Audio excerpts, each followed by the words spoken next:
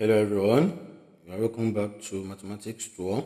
This is part 2 of part 3 of Cambridge IGCSE Mathematics written in May-June 2024, paper 2 variant 1, question 9. Describe fully the single transformation that maps triangle A onto triangle B, that is A and to B. So if you look at the best practice is to label the object and the image. So A is the object. I can say this is point P. Okay, let's say this is Q and this is R. So this will be P prime. So this will be Q prime and this will be R prime. Okay, so if you compare side PQ with P prime Q prime, you see that this is enlargement. So by scale factor of 2 times 1, 2. Okay, if you compare QR with Q prime and R prime, you see that you have 1, 2, and here you have 1, 2, 3, 4. That is 2 times 2, 4. So this is enlargement. Okay, so we can say the type of transformation is enlargement.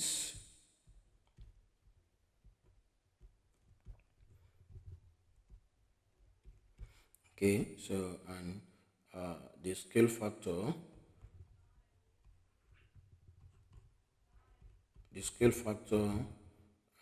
is 2. That's multiplied by 2.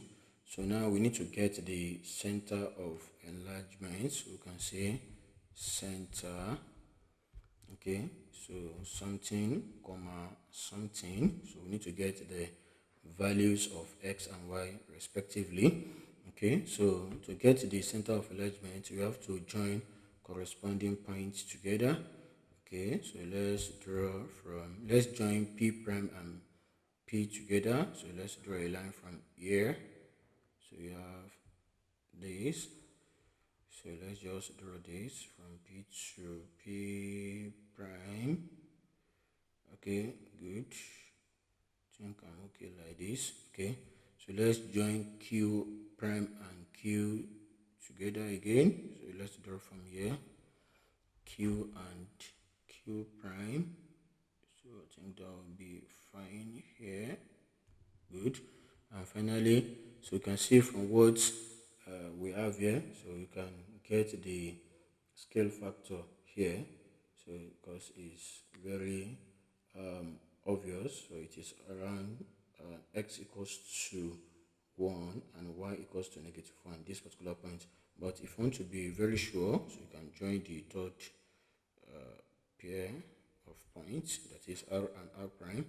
So you can see it will be very sure. So this is the last one. Okay, so this is the center of enlargement. So x equals to 1, y equals to -1. So I can write 1 comma -1 here. So part B, on the grid, draw the image of triangle A after a translation by the vector -4, 3, that is x equals to -4 and y equals to 3. Okay, so we are translating triangle A. Okay, so what you can do, you can get the coordinates, each of the coordinates of triangle A, okay, and add x and y to the coordinates, okay, to get the new position. Or better still, you could just count. Okay, so x equals to -4 means you have to count to the left hand side, and y equals to positive 3 means you have to go up 3 times. Okay, so this is shape A. So for point Q, so if you count x equals to -4, that is you move towards left hand side 4 times, 1, 2, 3, 4, and y equals to 3 means you go up 3 times, 1, 2, 3. So you will be here, x equals to -1 and y equals to 4. So this point here, I can call it Q prime. Okay, and the same thing for R. Okay, so if you know the gap here, so since Q and R are on the same line, so I can just count the step here like 1, 2. So from here, just count 1, 2. So it should be around here. So let's confirm that again. So let's count S equals 2. Let's take 4 steps towards this direction. 1, 2, 3, 4. Then let's go up 3 times. 1, 2, 3. See that it will be here R prime. So instead of you counting for P as well, so the distance between Q and P is just 1. So from Q prime prime, okay, let's put R prime prime here, it remains 1. Okay, so from Q prime prime, so you can just count 1, so it will be 1 here. So and this will be P prime prime. Okay, so that is what you need to do. Okay, so another way of doing this is to add the values of x and y to the corresponding values of x and y of each point. So for instance, for point q, x equals to 3. Okay, so 3 add -4, that would be -1. You can see that is why it is at -1 now. And y is equals to 1, so 1 add 3, that would be 4. You can see, so -1 and 4. So you can do that. So you can use any method that is convenient for you. So let's join the point together, this and this, then we have this and this, and finally this and this. So this is the image of triangle A after a translation by x equals to -4, y equals to 3. Okay, so let's go to the next question. That will be question 10. Write 174,000 in standard form. So step 1 is to form your standard form number, which is greater than 1 but less than 10. So where can I place the decimal point to have that, to meet that requirement or criterion? So it is here. So I have 1.74. So if I move from here now, let's see, 1, 2, 3, 4, and 5. So times 10 to the power of 5. So you have 1.74 times 10 to the power of positive 5. So let's go to the next question. That will be question 11. So a company surveys 40 of its employees.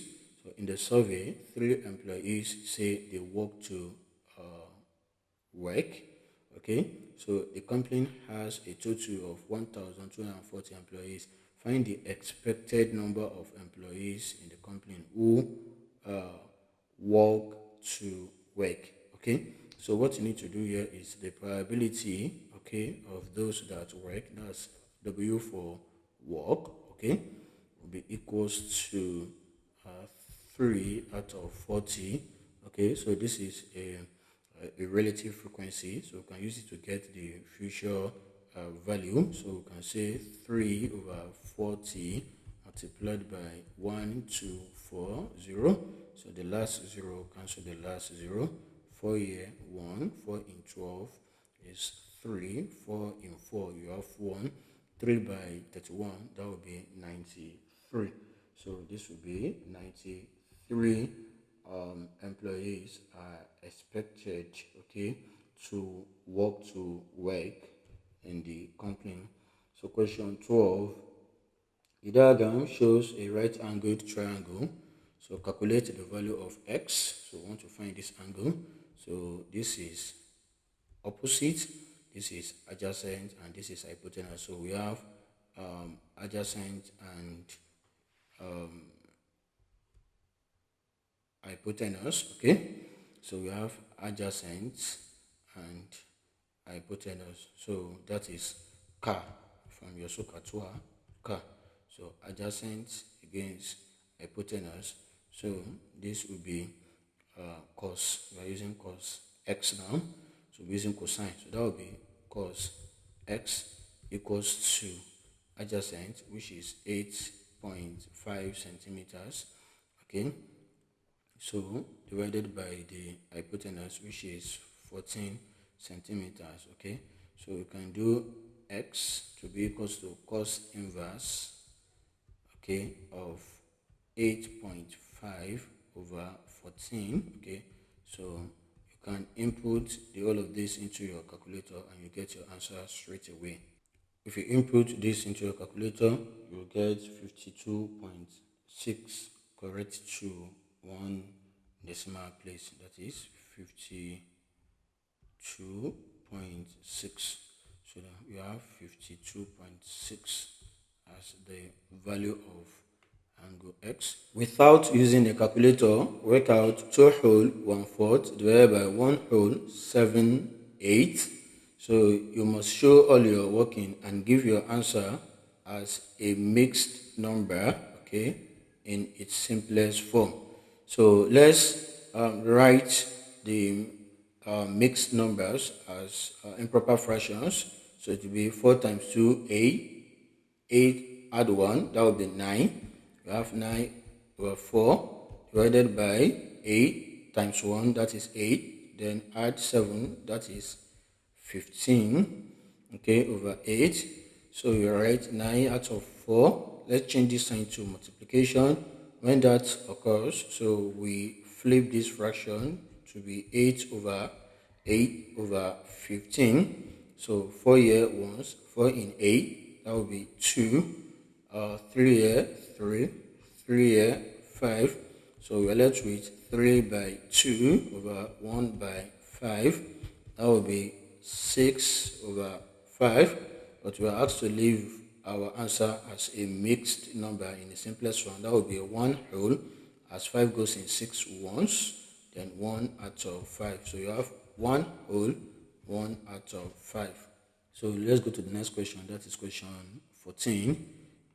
A is the point 0,2 from here, and B is the point 8,6. Okay, find the equation of the line AB. Okay, give your answer in the form y equals to mx plus c. So we have y equals to mx plus c. So c is equals to the intercept on y-axis where the straight line touches the y-axis, and of course it is at y equals to 2. So c is equals to 2. So we need to find the gradient. So to calculate the gradient, so we make use of the formula y2 minus y1 over x2 minus x2. That is change in y over change in x. So if I take point A to be, okay, x1, so we can say x1 equals to 0, okay, and y1 equals to 2. That is from point A. So from point B, we'll get x2 to be equals to A, and y2 to be equals to 6. Okay, so x equals to 8, x2 is equals to 8, and y2 is equals to 6 from here. So we can now say the gradient denoted by m. Okay, so it's equals to y2 minus y1 over x2 minus x1. So if you key in the values, so that will be 6 minus 2 over 8 minus 0.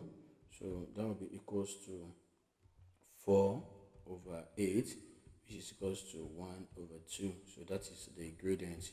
So the gradient equals to 1 over 2. Then I can now find it now. So the equation of the straight line will now be y is equals to 1 over 2x plus the intercept on y-axis. That will be c equals to 2. So this is what you have here. So I have y equals to 1 over 2x then plus 2. So question 15. 3 towns A, B, and C are equidistant from each other. The bearing of C from A is 104 degrees. Calculate the bearing of B from C.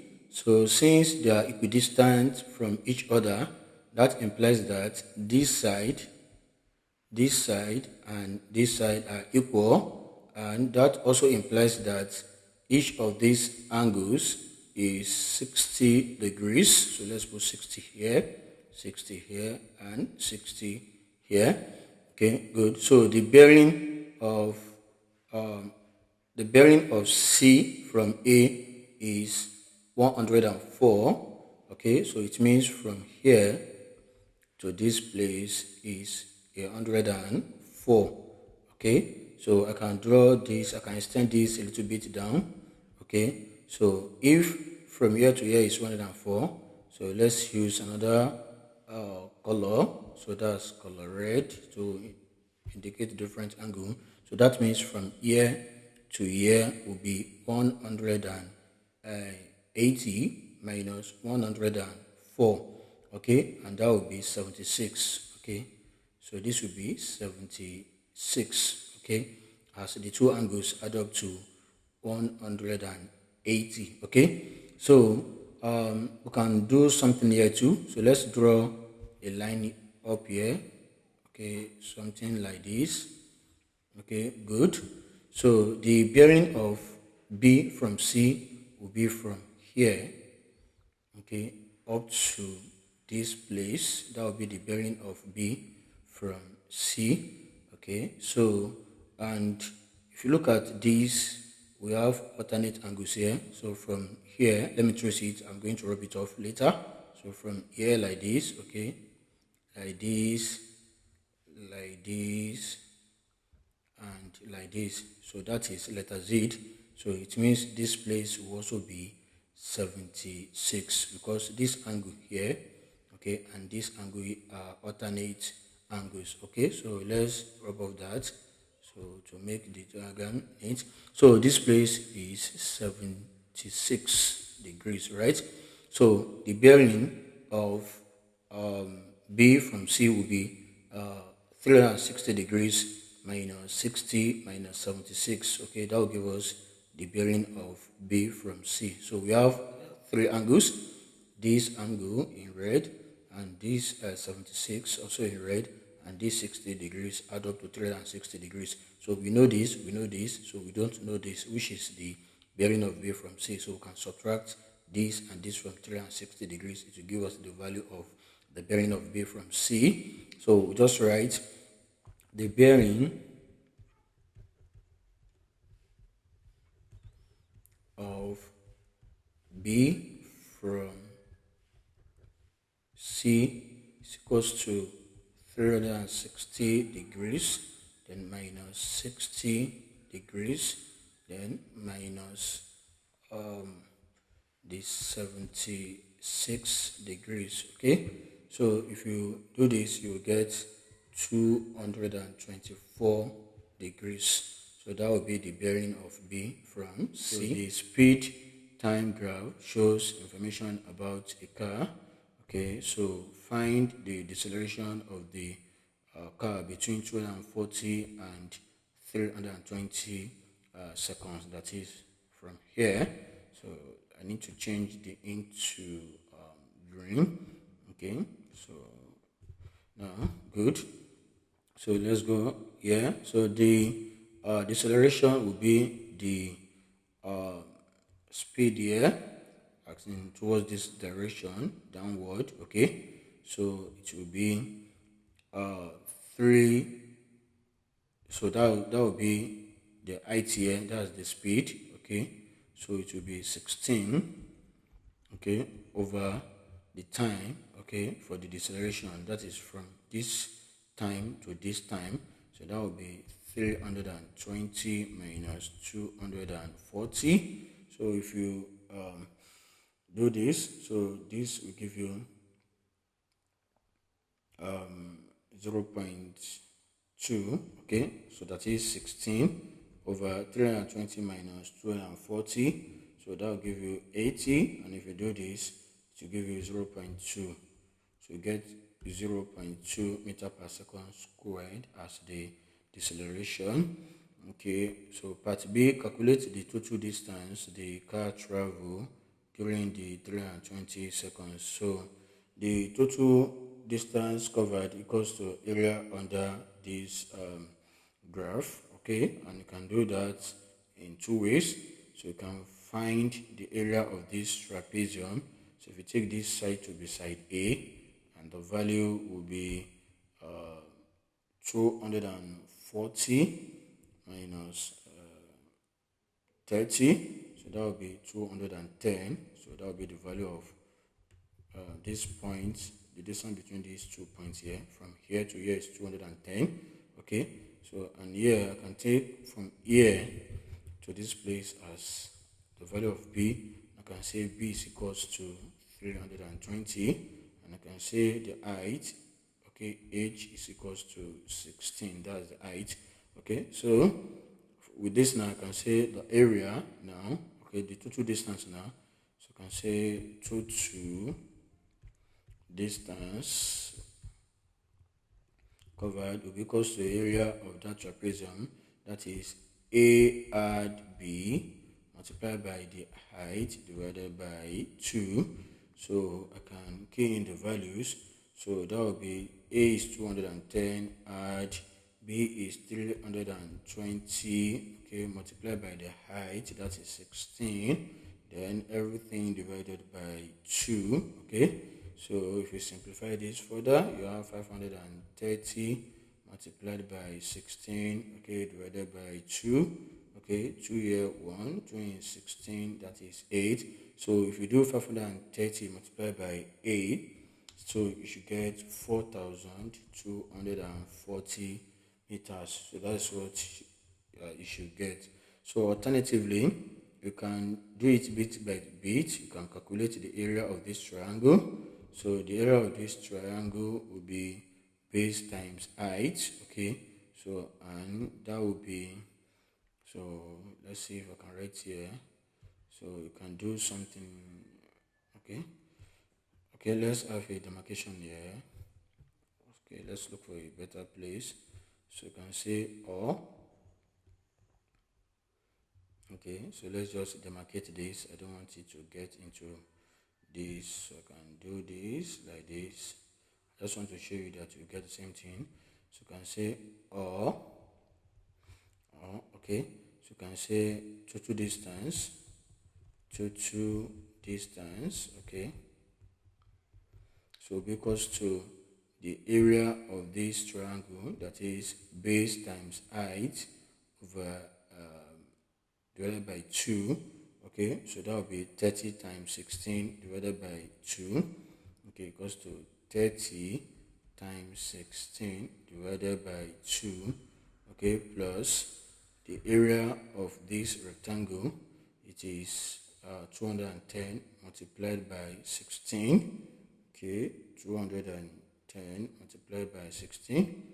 So 210 multiplied by 16. Okay, then plus the area of the last triangle there. Okay, so that will be, the base will be 320 minus 240. That will be 80, then times 16. Okay, then divided by 2. So that will be 80 times 16 divided by 2. Okay, so this will still give you 4240 meters. Okay, so you still get the same thing here. Okay, so this is the end of part 2. So in the last part, so the solution to paper 2-1 written in April 2024. Okay, so in the next video I will be solving the remaining part, that is part 3. Until then, have your fingers crossed.